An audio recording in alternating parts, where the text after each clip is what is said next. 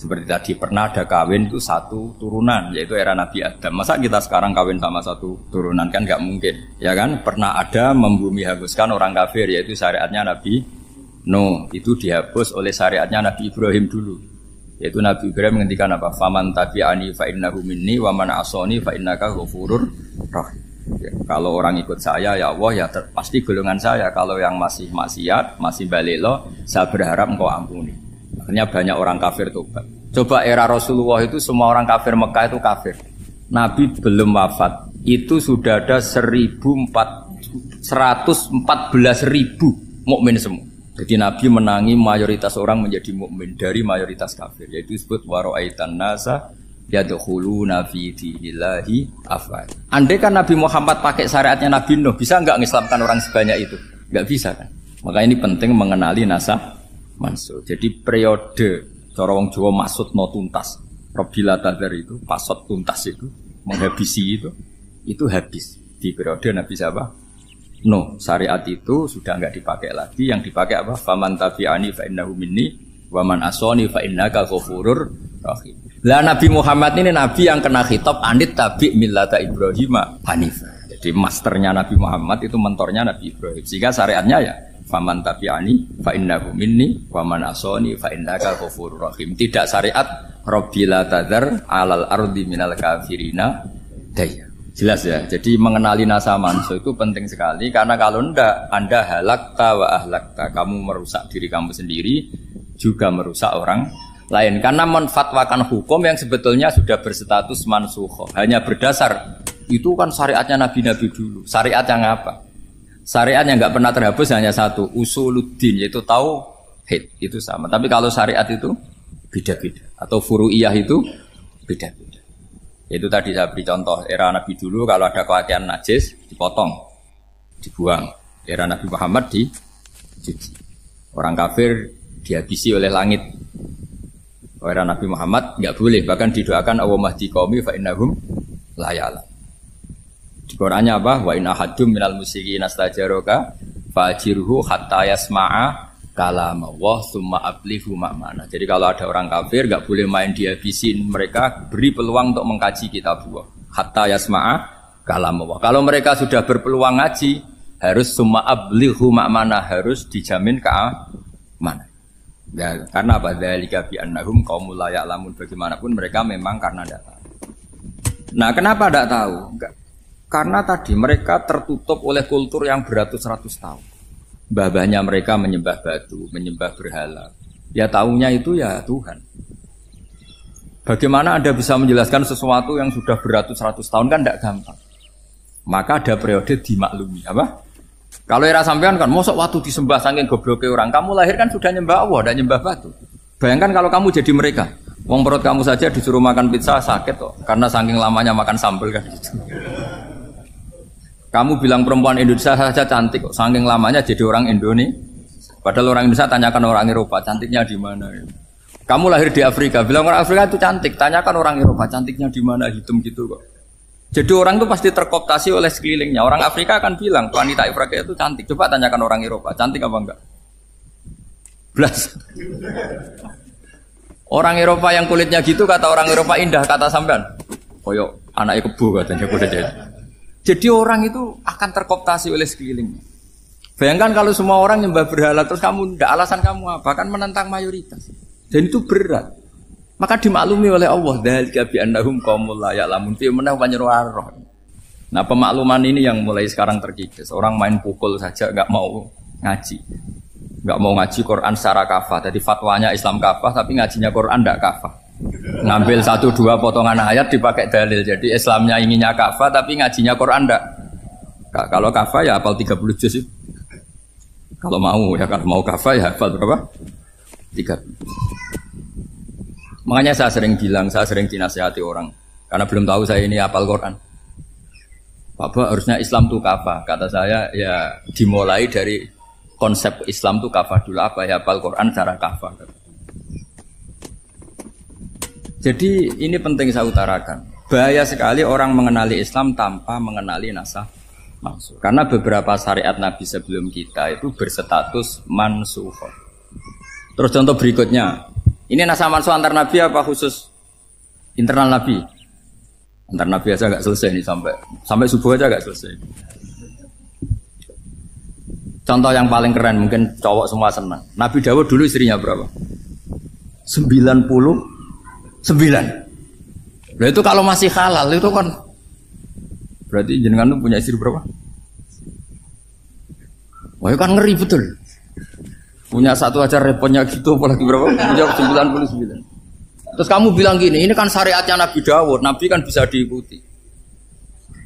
Pernah ada periode di mana seperti itu boleh. Jadi makanya mau tidak mau ngenali nasah mansuh itu harus. Kalau ndak ya kamu masih berkeyakinan boleh beristri berapa? Nah ini penting saya utarakan. Makanya Sayyidina Ali itu kalau ngetes calon mubalek, kira-kira kalau Kemenak dulu inginnya apa? Sertifikasi apa? Mubalek. Itu tanyanya gitu. Ta'arifun an-nasa wal mansuh, kamu apa tahu nasa mansuh lah? Jawabnya Sayyidina Ali, halak tahu ahlak tahu, kamu orang yang rusak. Karena tadi takutnya ada syariat yang sudah mansukhah dipakai. Itu tadi misalnya kita ini tidak umatnya Nabi Nuh, tapi pakai syariat Robbila tadar alal ardi minal kafirina. Terus ketiga begini, misteri manusia itu. Dan ini kita tidak pernah tahu sampai kiamat, tapi ini ilmu harus kita diskusikan. Misalnya saya ini namanya Bahaudin. Saya sekarang hidup sampai 2019 sekarang. Kan hanya Allah yang tahu berapa turunan saya sampai kiamat dan statusnya kayak apa. Donald Trump juga gitu. Donald Trump itu sekarang kafir, tapi kita tidak pernah tahu nanti turunan keberapa ada yang Muslim. Lah turunan yang calon Muslim ini diletakkan di mana kita tidak tahu. Yang jelas kalau kamu bunuh itu katut itu. Artinya gini, logika membiarkan orang kafir itu ya ada logikanya. Gitu.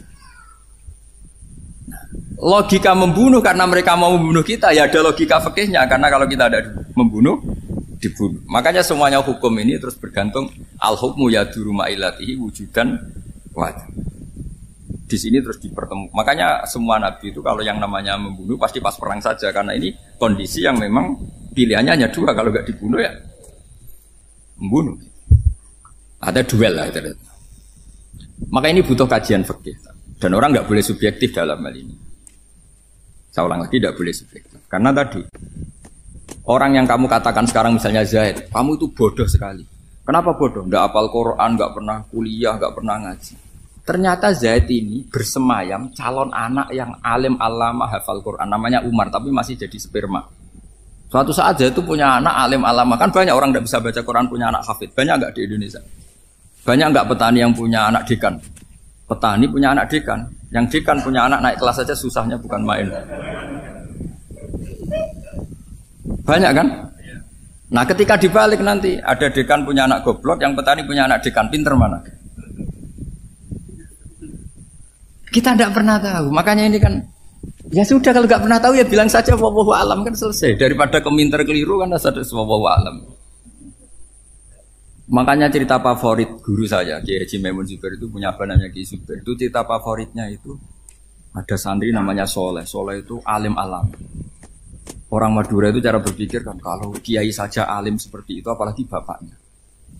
Pas bapaknya main ke pondok, santrinya ada ribuan, bapaknya main ke pondok itu. Sholat itu ya gak bener, gak sesuai sunnah Rasul lah kira-kira gitu. Sudah sholat itu gak bener apa-apa gak bener. Masih ditakwil sama santri Madura karena orang Madura itu kultus. Mungkin khilaf itu satu khusus, pokoknya perlakuan khusus.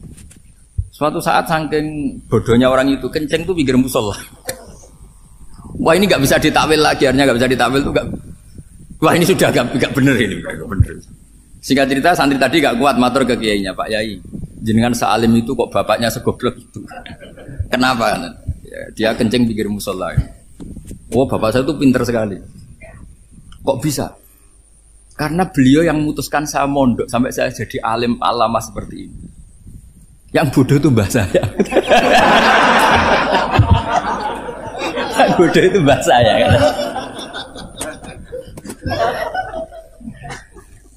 Artinya gini, sekarang misalnya Anda dekan, atau Anda rektor, atau Anda profesor, atau Anda kiai top, mubalek kondang.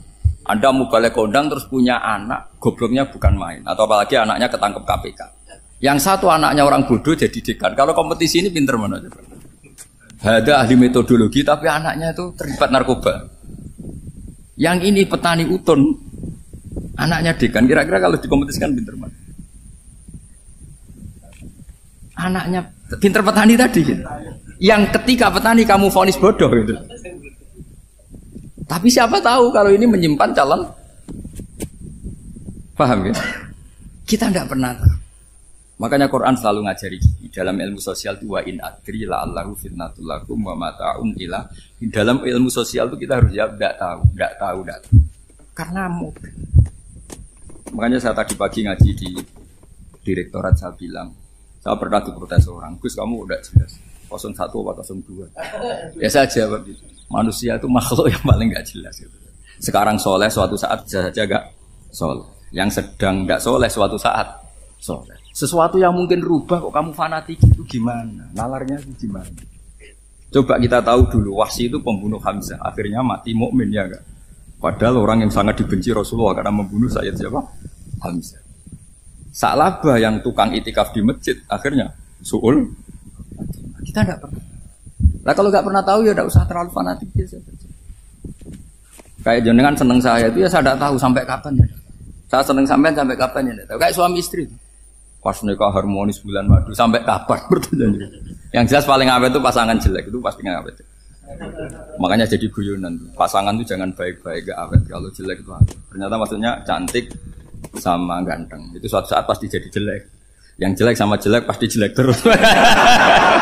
Makanya jadi guyonan.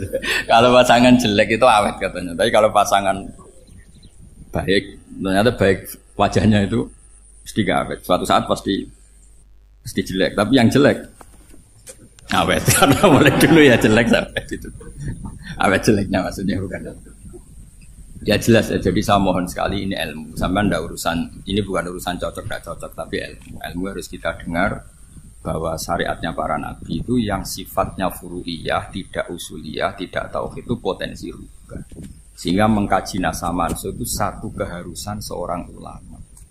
Makanya setiap ada syariat nabi hal hadis syariah mu'abbadah amla, mansukhoh amla. Karena potensi itu tinggi. Kita tahu dulu semua nabi sholat menghadap apa? Baitul Maqdis. Era Rasulullah dipindah ke Ka'bah. Tapi kalau kamu katakan total Baitul Maqdis ya tidak juga. Nabi Ibrahim mulai dulu madhabnya ke Ka'bah. Tapi kalau Nabi Musa ke Baitul Maqdis. Terus kamu bilang ini 01, 02 ya ada memang syariat jadi sesuatu yang furu'iyah. Nah, kenapa ini furu'iyah? Jawabannya sederhana. Ketika seseorang menghadap Ka'bah itu menghadap batu apa menghadap Allah? Allah. Ketika menghadap Baitul Maqdis hakikatnya menghadap Allah apa menghadap Baitul Maqdis? Allah. Maka menghadap Ka'bah itu sebenarnya masalah furu'iyah. Yang masalah usuliyah adalah inni wajjahtu wajhiya lilladzi fataras samawati wal ardh. Yang permanen adalah menghadap Allah Subhanahu wa taala. Cuma secara prosedur syariatnya secara zahir menghadap Ka'bah. Maka potensi rubah karena ternyata itu furu'iyah, untuk kiblatnya itu furu'iyah. Yang permanen adalah menghadap ke Allah Subhanahu wa taala. Ini pentingnya. Jadi terus sekarang masih antar nabi apa di internal nabi? Ini sudah mau selesai, sudah habis ini. Internal. Ini sudah selesai, ini sudah pas. Mohon Pak Amir. Oh. Jam sudah sampai mana tadi? Diteruskan apa enggak? Sudah ya, sudah kayaknya sudah. Biar kelihatan cerdas. Sekali pertemuan sudah pinter gitu. Berapa? Setengah jam sudah pinter gitu. Yang internal nabi apa antar nabi? Internal ya, sudah sekarang ke internal. Kalau internal lebih banyak lagi contohnya. Yang masyhur tentu masalah Baitul Maqdis. Dulu Rasulullah pernah sholat menghadap Baitul Maqdis 16 bulan. Berapa? 16 bulan, kila 17. Pokoknya khilafnya hanya 16 dan 17. Kalau ada bilang 10 bulan berarti gak pernah ngaji khilafnya. Karena khilafnya itu hanya 17 sama 16. Akhirnya sama Allah diminta disuruh menghadap ke Ka'bah. Saya ulang lagi, itu tetap masalah antar nabi sebetulnya. Begini. Makom itu kalau dalam bahasa Arab bukan kuburan. Kalau di Indonesia kan makomnya Sunan Bonang itu kan kuburan. Kalau makom dalam bahasa Arab itu sesuatu yang pernah dipakai singgah itu namanya apa? Makom. Lalu Rasulullah itu pertama di Medina itu madhab Baitul Maqdis itu 16 bulan. Orang Yahudi senangnya bukan main. Sampai mereka bilang gitu. Muhammad tuh gaya-gaya nantok punya agama baru, tapi kiblatnya ikut kita. Bagus lah anak itu katanya, masih tahu diri katanya. Bagus katanya itu masih tahu diri.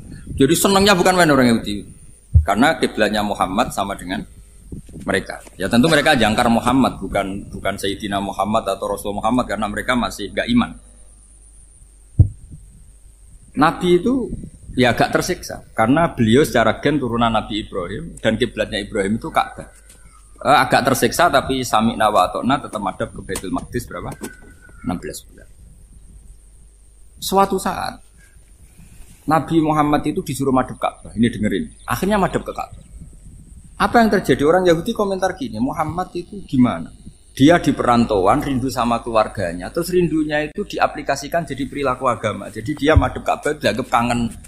Kayak saya kan orang Rembang. Rembang itu apanya Jogja? Timurnya apa? Nggak, Jakarta itu mana Jakarta? Barat sana ya. Ibaratnya saya orang Jakarta, terus merantau di Jogja. Dulu kiblatnya itu menghadap ke timur. Terus ketika madhep ke barat, kata sampean, wah itu padune kangen apa? Keluarga. Itu kurang ajar orang Yahudi. Jadi orang Yahudi itu memang paling pinter bully. Makanya kalau sampean tukang bully itu ya agak-agak ya enggak. Saya enggak ngomong agak ya pokoknya agak-agak ya. Pinter bully orang Yahudi. Makanya enggak ada orang debat sepinter orang Yahudi. Yang bisa ngalahkan hanya Tuhan itu. Orang Yahudi yang bisa ngalahkan hanya Tuhan. Loh Sayyidina Ali tak orang paling terkenal cerdas. Itu kalau sama orang Yahudi itu pusing. Karena ya apa logikanya itu. Saya beri sekian contoh. Ada orang Yahudi tanya gini. Muhammad, kalau kambing mati itu yang bunuh siapa? Ya Allah, mati langsung itu. Agama kamu itu aneh, Mak. Yang langsung sentuhan Allah haram, tapi yang lewat tangan-tangan jahil manusia malah halal. Harusnya itu yang halal, kan orisinal, langsung Allah yang bunuh. Jadi uteknya itu aneh, dari cara berpikir itu aneh. Nah cara sampean, nak halal pangan kue. Tapi Nabi kan nggak boleh bertutur kata kasar gitu. Kalau yang jadi nabi saya untalan ngono kan gitu. Tapi nabi kan nggak boleh kasar. Jadi nabi itu problem karena nggak boleh apa? Kasar. Kalau kita kan gampang. Wis nak halal untalan kan selesai apa? Tapi nabi nggak boleh kasar gitu. Jadi nak jadi nggak nabi, nggak sampean itu kan enak. Mau keliru ya pantas, mau apa saja pantas. Karena kan nggak panutan. Kalau nabi nggak bisa. Meluruskan kebenaran itu harus tetap sesuai akhlak. Ya jadi agak kerepotan, makanya punya Umar alhamdulillah ada yang nggak perlu aturan gitu. Jadi enak. Jadi ya itu memang aturannya harus itu. Coba Nabi itu perang tapi nggak boleh bunuh, kayak apa susahnya? Beliau jadi sasaran tembak tapi nggak boleh bunuh. Kalau sahabat kan enak, duel, merelak, santai, bisa tarung. Kalau Nabi nggak boleh. Makanya Nabi meskipun ikut perang terus nggak ada sejarah orang yang dibunuh. Ya, hanya satu peristiwa itu pun dibaca orang kafir, ditangkis Nabi, pedangnya kembali ke dia mati. Tapi tidak ada yang Nabi. Karena Nabi kalau pembunuh nanti itu terus kayak pendekar kan susah juga punya Nabi kok. Habis perang saya Nabi tanya, Muhammad habis serang berapa? 1000. Ya repot juga punya Nabi mantan apa? Pembunuh meskipun yang dibunuh orang kafir, tapi kan kayak apa ya? Fitrah manusia itu akan menolak kepemimpinan orang yang gitulah pokoknya nggak bisa diterangkan itu. Makanya Nabi itu nggak pernah bunuh, meskipun kayak apa musuhnya tapi nggak pernah bunuh. Untungnya di sekeliling orang-orang yang tadi. Jangan bilang tuh suka bunuh ya, pokoknya perang gitu ya. Perang dengan bunuh itu beda loh. Ya. Kalau perang itu fair apa? Fair. Sampai mana tadi? Nabi Ibrahim ya. Makom tadi saya ulang lagi. Nabi Muhammad menghadap ke Baitul Maqdis itu hanya Allah nuruti. Ini loh Nabi betul. Tahu betul bahwa di antara syariat adalah Baitul Maqdis karena semua nabi pernah berkiblat Baitul Maqdis. Tapi Nabi ketika menghadap ke Ka'bah, Nabi juga dibilangin sama Allah. Ini loh syariat yang benar karena Ka'bah juga kiblat sing a'taku, lebih tua ketimbang Baitul Maqdis. Maka disebut Ka'bah Atiqah. Ilal Baitil Atiq. Kalau Quran bahasakan Ka'bah apa? Wal yatawafu bil Baitil Atiq. Atiq itu tua sekali. Ya sudah. Ketika berstatus tua itu orang Yahudi seneng, mergo roh kelirune Muhammad. Mereka nantang, Muhammad ayo debat terbuka. Nabi rawuh. Bagaimana Anda bilang Ka'bah itu kiblat tertua? Wong Ka'bah itu pertama yang menghadap sana itu ya kamu. Semua nabi menghadapnya ke Baitul Maqdis. Terus Nabi Muhammad mulai berargumentasi ilmiah tadi. Ndak, Ka'bah itu kiblatnya Ibrahim. Jadi Ibrahim dulu itu yang mulai dulu kiblatnya itu di Ka'bah. Terus orang itu tanya, buktinya apa? Terus dijawab, fihi ayatum bayinatum maqam Ibrahim. Ternyata di situ ada jejak kakinya Nabi Ibrahim, yaitu batu yang diinjak beliau ketika bangun Ka'bah. Itu argumentasi ilmiah. Lah barang orang Yahudi kehilangan ilmu, itu gobloknya orang Yahudi. Makanya yang bisa mengalahkan Yahudi hanya Allah Subhanahu wa taala. Wong Ibrahim saja golongan kita, pengikut kita. Ibrahim itu pengikut Yahudi. Wah, itu Nabi mulai senyum-senyum, mulai tertawa-tawa. Wah, itu goblok, orang terdidik. Karena itu ibaratnya kayak kamu bilang Soekarno itu pengagum Puan Maharani. Kira-kira seperti itu. Soekarno itu pengikut Puan. Karena Yahuda itu Yahuda bin Yakub bin Ishak bin Ibrahim. Saya ulang lagi ya, nasabnya Yahudi ya Pak. Yahuda bin Yakub bin Ishak bin Ibrahim. Jadi Ibrahim itu mbah keempat dari Yahuda. Tapi karena mereka kalah debat, Ibrahim itu pengikut Yahudi, itu sama dengan bilang apa? Soekarno itu pengikut Puan Maharani. Itu kan jadi aneh. Atau Gus Dur pengikut Mbak Yeni, atau Basim Masari pengikut Mbak Yeni, itu kan aneh. Wah, akhirnya sama Allah diingatkan. Makanya ada ayat ha antum haula hajatum fi malakum bi ilm falimatu hajuna fi ma laysa lakum bi ilm. Perjanjian debat ini semuanya harus ilmiah. Tapi kenapa perdebatan Anda malah ndak ilmiah? Sebenarnya orang Yahudi iftadohu, malu semua. Wah, semuanya Muhammad itu satu-satunya kekalahan orang Yahudi. Tapi ayat-ayat seperti ini itu enggak populer. Ayat ha antum haula hajastum fi malakum bi ilm falimatu hajuna fi ma laysa lakum bi. Jadi Islam, betapa hebatnya Islam. Kalau debat harus ilmiah. Dan Kanjeng Nabi menantang, ini perjanjian kita debat ini ilmiah. Kenapa sekarang jadi tidak ilmiah? Yaitu kamu mengatakan Ibrahim itu pengikut Yahudi, padahal Ibrahim dengan Yahudi itu dulu Ibrahim. Ya semat kalah, Mas. Tapi tetap ra Islam. Tapi nah, makanya terus Ka'bah dibuktikan ketuaannya lewat apa? Fihi ayatum bayinatum maqamu Ibrahim. Itu bukan makom kuburan. Karena makamnya Nabi Ibrahim tetap Hebron, tembuhne Palestina. Kira-kira itu Palestina. Jare Israel yo ning Israel, mbah menang di. Jare ning Israel yo ning Israel, jare Palestina ning. Saya pernah ziarah ke sana di Hebron. Di makamnya Nabi siapa? Ibrahim. Jadi jelas ya. Jadi nasa mansuh itu ketentuan yang dikehendaki Allah Subhanahu wa taala untuk menguji loyalitas manusia, menanggalkan semua akal. Makanya saya mohon sekali siapapun yang ngaji saya dimanapun, sekali-kali manusia itu harus menanggalkan akal. Sekali Anda pakai akal, maka Anda akan ingkar dengan nasa mansuh. Nasa mansuh itu hukum yang direvisi, yang dibatalkan. Makanya orang Yahudi lagi-lagi pinternya orang Yahudi.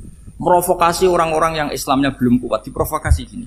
Ungzuru ila Muhammadin tahayyara fi din yukhillu yauman wa yuharrimu ukhra. Lihat itu Muhammad, dia kebingungan cara beragama. Kadang bilang A, besok bilang B. Jadi nasa mansub dianggap satu bentuk kebingungan. Gak kurang ajar. Wah, akhirnya sebagian orang yang murtad. Makanya nasa mansub itu satu peristiwa yang menjadikan banyak orang murtad. Karena diprovokasi orang Yahudi bahwa itu bentuk kebingungan Muhammad. Akhirnya terus saya qulu sufaha minan nasi ma wallahum angqiblati mulati kanu alaiha. Kelirunya orang Yahudi adalah ternyata nasah mansuh yang dipilih Rasulullah itu semuanya ada di Taurat dan Injil.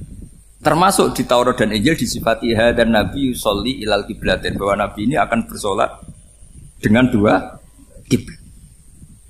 Makanya tetap ditantang. Qul fa'tu bit Taurati fatluha in kuntum shadiqin. Kalau kamu tidak percaya bahwa saya ini orisinil, ayo bareng-bareng mengkaji Taurat. Tapi mereka tidak siap mengkaji Taurat. Karena Taurat semuanya mendukung Rasulullah Muhammad SAW. Fatluha in kuntum shadiqin. Makanya ini penting sekali ngaji. Jadi perdebatan itu macam-macam. Dan itu pinternya orang Yahudi. Ungzuru ila Muhammadin tahayyara fi dini yukhillu yauman wa yuharrimu. Ini penting sekali. Makanya nasa mansuh itu uji loyalitas. Itu Imam Malik kalau mencontohkan ke Imam Syafi'i. Saya berisikan contoh fikih. Ini saya melanggar waktu. Ini sudah saya yang tidak mengesahkan diri saya. Ya misalnya ini ya, ini kertas saya bawa ya, ini kertas saya bawa. Terus ini tak kasih uang misalnya, uang 100.000. Atau kalau contoh Imam Syafi'i dulu dididik Imam Malik begini. Ya Syafi'i, kalau kamu punya 2 budak, 2 pembantu, kalau dulu kan masih ada budak, 2 pembantu lah kira-kira. Seneng mana, yang cerdas sama yang goblok? seneng yang cerdas. Kalau yang nurut sama yang bantahan, seneng yang nurut. Lah yang nurut itu yang goblok. Makanya tinggal dibalik saja. Kamu tak beda ya. Seneng mana punya istri yang cerdas apa yang goblok? Coba jawab. Atau ibu-ibu, mbak-mbak ini, seneng mana punya suami yang cerdas atau yang goblok? Kalau cerdas gak bisa diakali. Tapi goblok nurut tapi ya kadang di sini kan dengan sini. Nah, itu kan antar manusia. Masalahnya kita menghadapi Allah Subhanahu wa taala yang semua kita pasti bodoh. Kita menghadapi Allah Subhanahu wa taala yang semuanya kita pasti bodoh. Allah jelas ngendikan wa kanal insanu dzaluman jauhlah, manusia itu banyak dolimnya. Dolim itu sifat mubalaghah. Kalau orang dolim sekali dolim, kalau sering zalum, kalau jahil biasa jahil, kalau banget jahili jahul. Bahasa Arab kan gitu memang. Ghafir, pengampun biasa. Kalau ghafur selalu mengampuni. Syakir, makanya sifatnya Allah Ta'ala ikut wazan fa'ul semua. Ghafur, syakur, atau diikutkan wazan fa'al. Kalau goblok biasa jahil, goblok banget jahal kan gitu. Kafir biasa kafir, kalau kafir banget kafar. Ya, jadi wazan balagha itu bisa fa'al, bisa fa'ul ya. Kafirin, kafar atau kafur. Paham ya? Malah ngaji nahwu. Ya, tapi ini memang perangkatnya ya. Ini kan perang mau tidak mau. Makanya misalnya Allah tidak suka kulla kafarin banget kafir ya, Pak. Paham ya? Kulla khawanin banget khianate. Kalau khain khianat biasa, kalau khawan sering khianat. Nah, manusia itu kata Allah apa? Zaluman. Wes banget dolime, banget. Itu kalau yang ngarang hikam mencontohkan tuh gini, manusia itu pas bener saja salah, apalagi pas salah. Jadi manusia itu kata imam yang ngarang hikam itu, man itu kanat mahasinhu masawiyah, fakih fala takunu masawihi masawiyah. Ketika baik saja buruk, apalagi ketika buruk. Coba kalau ada orang dermawan sama teman-temannya, tanyakan istrinya, duit dihambur-hambur, disekno konco ngalono bojo. Mesti gitu. Teman yang sering silaturahim ke teman-temannya, kata temannya baik, senang silaturahim, tanyakan istrinya, oh meninggali wong. Jadi manusia pas baik saja ada buruknya, apalagi pas buruk. Makanya dulu bapak saya ngajarin saya istiqomah ya apik ya, tapi kadang-kadang nak keterusan itu istiqomah ngangkangi orang dia tidak punya kesempatan. Misalnya ada imam masjid ngimami terus sampai tua sampai mau mati, itu istiqomah apa tidak memberi peluang yang lain? Tidak jawab aja. Jadi itu manusia. Jadi pas baik saja buruk, apalagi pas buruk. Kayak saya gini di sini ngajar baik, tapi saya ada sopannya harus di atas. Padahal banyak orang sepuh, ada Pak On, ada beberapa yang kan terpaksa nggak sopan. Tapi sama yang nyuruh, berarti sama yang dosa. Kemarin saya minta di bawah supaya ganjaran saya utuh, ini gara-gara begini ganjaran saya ini agak terkredit apa terdebat itu karena itu. Saya teruskan. Jadi manusia itu punya sisi itu karena manusia itu dzalum dan apa jahil. Wa kana al-insanu dzaluman. Problemnya ini ngadepi Allah yang selalu pinter, yang kita selalu bohong. Misalnya gini, kamu ditanya Allah. Ini contohnya Imam Malik. Ikla hadi sokhra fa inna tahtaha dhahaban. Coba bongkahan batu itu kamu angkat, di bawahnya ada emas. Lalu budak yang pinter berlogika, oh disuruh buka itu karena ada emas toh. Berlogika. Kalau budak yang goblok enggak, ya disuruh ya diangkat saja. Ada emas apa enggak karena perintah ya diangkat. Yang satu nurut karena perintah, yang satu nurut karena ada emas, ada sesuatu. Logikanya suatu saat Tuhan tuh hanya bilang gini tok, ikla hadis sokhroh, batu itu angkat. Yang nurut yang goblok permanen tadi kan langsung ngangkat. Yang pinter, ini ada apa lagi Gusti kok harus diangkat? Ya gak ada apa-apa, nyuruh saja kata Allah gitu. Wah tidak bisa, sesuatu harus ada alasannya. Itu kira-kira mangkel loh enggak? Oh mangkel. Nah, logikanya manusia seperti itu. Makanya dua murid pinter, di rakyat pinter, presiden ya susah mesti demo. Goblok ya susah di sini uang. Ini kan nggak ada pilihan. Memang manusia itu nggak ada pilihan. Nah sekarang masalahnya gini di fikih ini, saya kembali lagi ke fikih. Pertanyaannya secara fikih begini. Misalnya iddah. Iddah itu seorang perempuan ditinggal mati suaminya atau ditinggal atau cerai. Itu kan ada namanya apa? Iddah. Iddah itu memastikan apa tujuannya? Memastikan rahim itu steril dari mani atau sperma zaut awal. Supaya nanti kalau dinikah orang lain tidak terjadi ikhtilatul nasab. Oke, berarti iddah kita beri argumentasi secara ilmiah li baro'atir rohmi. Jadi misalnya Zaid menceraikan istrinya Sri dalam keadaan masih bisa haid. Iddahnya 3 kali masa suci. Wal mutallaqatu yatarabbasna bi anfusina salah satu huru. Lalu karena secara teori medis kalau haid berarti bukti tidak hamil. Apalagi kalau haidnya terulang-ulang sampai 3 kali pasti tidak hamil. Sehingga kalau nanti dinikahi orang lain pasti kalau ada anak ya anaknya zaud sani atau zaud kedua. Berarti alasan iddah li baro'atir rohmi. Oke, kita sok pinter, sok bijak.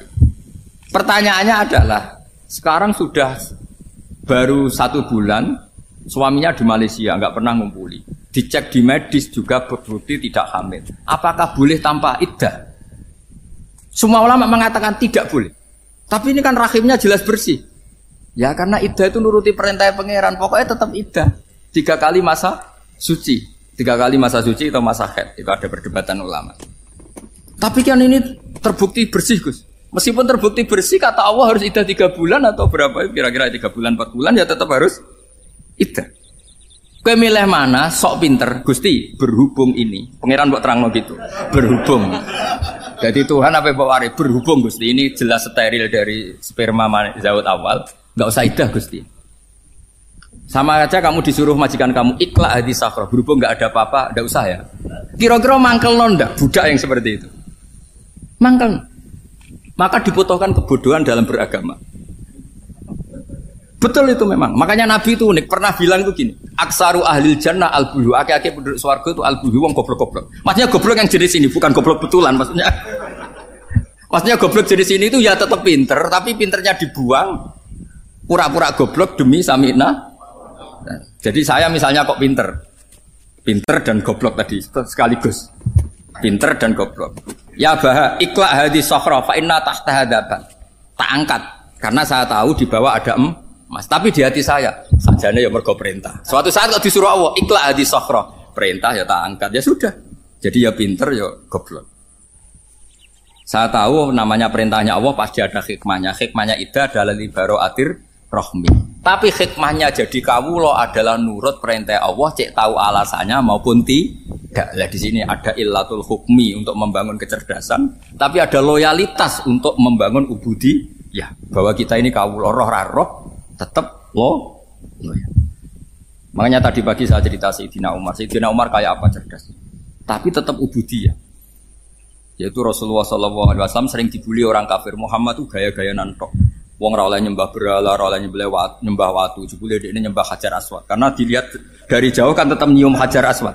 Coba kalau kamu lihat dari jauh, kamu sud dari jauh kan kayak sujud sama batu. Makanya Sayyidina Umar karena orang kafir masih cara berpikir gitu, tiap nyium Hajar Aswad itu komentar gedumel. Alim tu annaka hajarun la tadurru wa la tanfa. Walau la anni ra'aitu Rasulullah qabbalaka ma qabbal. Aku roh nak watu ora mandoroti ora manfaati. Kalau saja saya tidak melihat Nabi nyium kamu, saya tidak sudi nyium kamu. Jadi tidak berdoa doa mustajab itu tidak gerutu.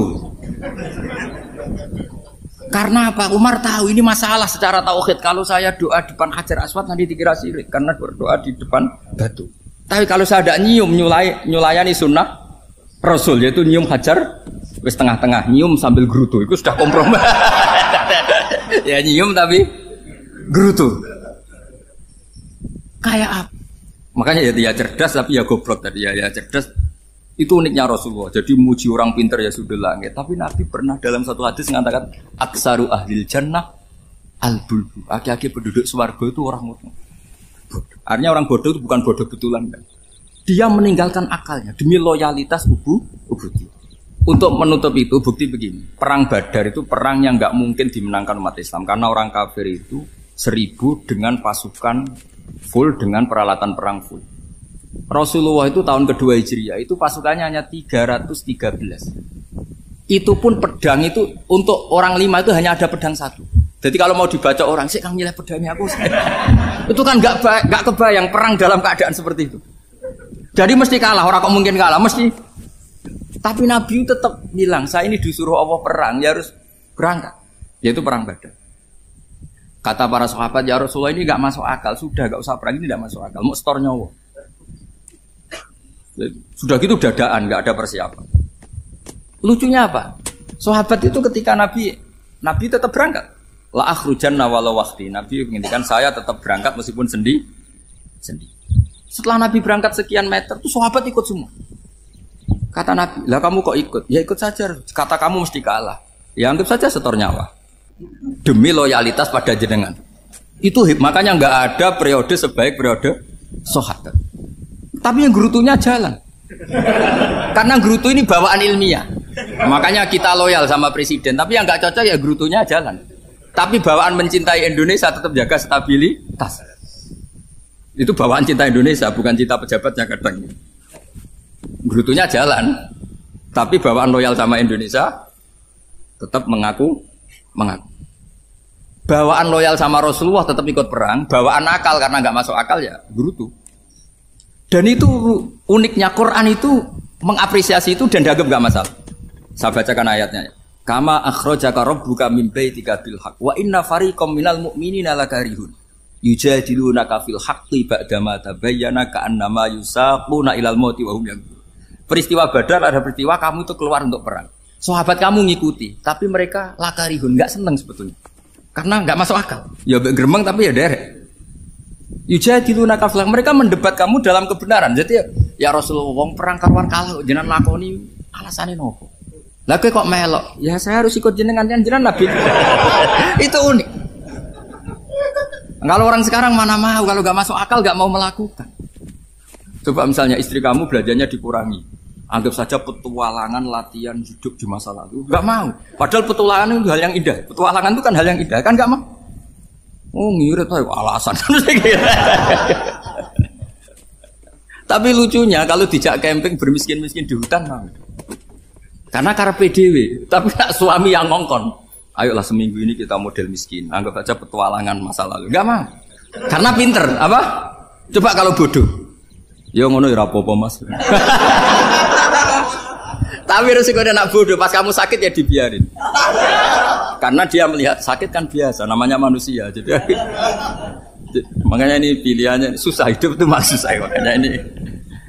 Jadi uniknya Quran gitu. Quran itu membolehkan psikologi manusia. Makanya Allah ngendikan kutiba alaikumul qital wa huwa kurhul lakum. Ya saya tahu kamu tidak suka perang. Allah yang ngakui bahwa kurhul enggak apa-apa. Tapi ketidaksenangan kita harus dilawan demi mengikuti Allah dan misalnya perempuan Allah juga gitu. Wa ashiruhunna bil ma'ruf. Gauli istri kamu muamalah secara baik. Kata Allah fa in karihtumuhunna fa asa an takrahu syai'a wa ja'alallahu fi khairan kasira. Mungkin ada watak yang kamu tidak suka, tapi di situ ada kebaikan. Allah ngaku yang namanya suami mesti ada watak yang nggak suka dari istri. Juga sebaliknya lebih banyak lagi yang suami istri kamu nggak suka watak kamu, juga nggak suka hidung kamu, wajah kamu banyak lah nggak disuka. Tapi demi kestabilan negara suami istri ini, mereka loyal. Justru itu bagus. Maka jagalah ilmu, juga jagalah loyalitas. Itu yang perlu saya utarakan. Jadi makanya agama ini dibangun dua. Satu kecerdasan hikmah, yaitu ya al-hukmu yaduru ma'ilati wujudan wa adaman. Tapi juga ada ubudiyah, bahwa agama ini milik Allah. Maka sami'na